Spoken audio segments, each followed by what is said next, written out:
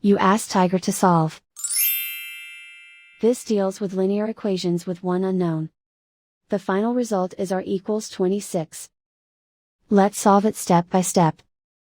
Simplify the expression. Break up the fraction. Find the greatest common factor of the numerator and denominator. Factor out and cancel the greatest common factor. Swap sides.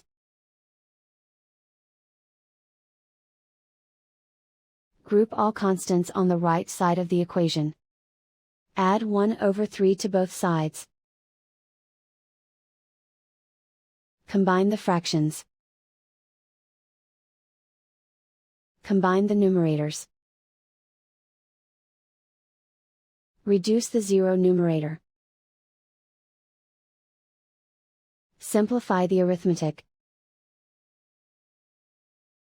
Convert the integer into a fraction. Combine the fractions. Combine the numerators. Isolate the m. Multiply both sides by 6. Group like terms. Multiply the coefficients. Simplify the fraction. Multiply the fractions.